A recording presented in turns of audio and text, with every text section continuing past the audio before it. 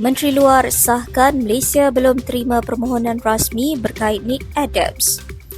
Kerajaan perlu jelaskan berhubung pendakwaan pemberi maklumat dalam isu skandal rasuah. Rafizi Ramli luah keluhan sukar tegurakan sendiri berbanding pihak lawan. Aminuddin Harun seru kepimpinan PKR kekal bersatu. PN sepatutnya beri tumpuan kepada pembentangan cadangan alternatif kepada RMK13.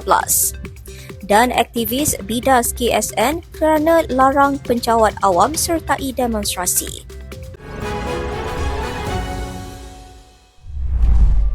Menteri Luar Muhammad Hassan mengesahkan Malaysia masih belum menerima permohonan rasmi daripada Amerika Syarikat AS berhubung pencalonan Nick Adams sebagai Duta Besar AS ke Malaysia. Katanya, hanya setelah permohonan perjanjian dikemukakan secara rasmi, barulah Kementerian Luar dan Kabinet akan meneliti dan membuat keputusan sewajarnya.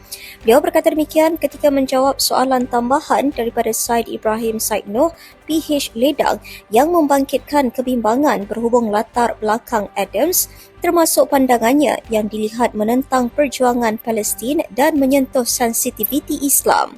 Sebelum ini, bekas Presiden AS Donald Trump telah mencalonkan Nick Adams, seorang pengulas politik konservatif kelahiran Australia yang kini merupakan warga negara AS sebagai Duta Besar ke Malaysia.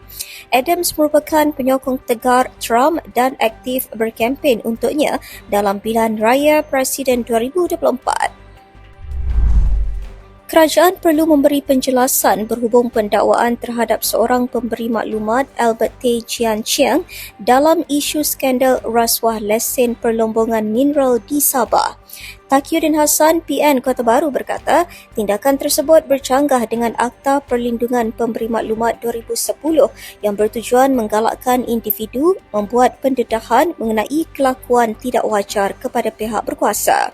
Katanya, dikatakan undang-undang ini dibuat untuk memberi perlindungan dan kekebalan kepada pemberi maklumat daripada tindakan sivil, jenayah dan tata tertib. Beliau telah memberi maklumat beliau telah menyerahkan maklumatnya kepada Suruhanjaya Pencegahan Rasuah Malaysia. Taqiyuddin berkata demikian ketika mengemukakan soalan tambahan pada sesi pertanyaan-pertanyaan bagi jawab lisan di Dewan Rakyat. Menteri Undang-Undang dan Reformasi Institusi Azalina Uthman Said dalam jawapannya berkata, Seksyen 7 Akta tersebut tidak memberikan perlindungan kepada whistleblower yang tidak membuat pendedahan kepada agensi berkenaan. Sebab itu bagi saya, ujian sebenar seorang pemimpin bukanlah lantangnya dia semasa berhadapan dengan lawan. Ujian sebenar ialah istiqamahnya menegur kawan dalam parti dan kerajaan.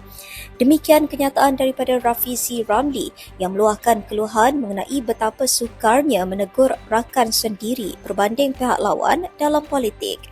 Ahli Parlimen Pandan itu berkata di laman Facebook, ujian sebenar seorang pemimpin bukanlah terletak pada keberanian berdepan musuh, sebaliknya pada kecekalan menegur rakan seperjuangan khususnya dalam kerajaan. Malah katanya, kelantangannya menegur rakan seperjuangan menimbulkan rasa tidak puas hati dalam kalangan pemimpin dan ahli parti. Sebelum ini, Rafizi mengetuai 9 ahli Parlimen PKR mengkritik isu yang melanda dalam Badan Kehakiman dan mencadangkan penubuhan Suruhanjaya Siasatan Diraja RCI bagi menyiasat isu pelantikan hakim. Ia berhubung kontroversi pelantikan Ketua Hakim Negara sebelum nama Wan Ahmad Farid Wan Saleh diumumkan sebagai pengganti Tengku Maimun Tuan Mat. Kenyataan Rafizi itu kemudian mencetuskan rasa kurang senang dalam kalangan ahli PKR sehingga beberapa ketua cabang menggesa tindakan diambil terhadapnya.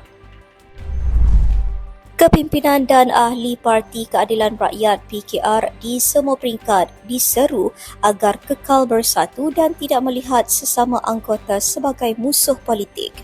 Pengerusi Pakatan Harapan PH Negeri Sembilan Aminuddin Harun berkata, kekuatan parti terletak pada perpaduan dalaman, terutamanya dalam menghadapi cabaran semasa dan meneruskan agenda membela rakyat. Katanya, perbezaan pandangan harus ditangani dengan hikmah demi matlamat yang sama, iaitu memperjuangkan agenda rakyat.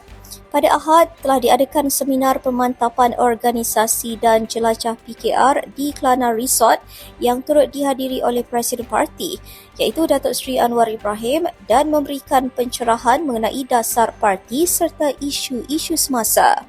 Aminuddin berkata Datuk Seri Anwar dalam amanatnya menekankan bahawa perjuangan PKR harus kekal berpaksikan rakyat dan segala usaha di peringkat negeri mahupun persekutuan perlu digembleng untuk menangani tekanan kos sara hidup serta mencari penyelesaian yang berkesan.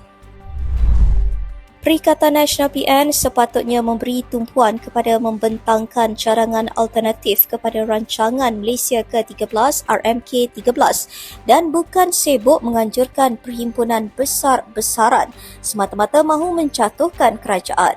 Lapor Sinar Harian Ahli Parlimen Gopeng Tan Kar Hing berkata, sebagai sebuah gabungan dianggotai bekas Perdana Menteri dan beberapa bekas Menteri Kanan, PN seharusnya telah lama membentuk Kabinet Bayangan serta membentangkan alternatif kepada belanjawan 2023, 2024 dan 2025.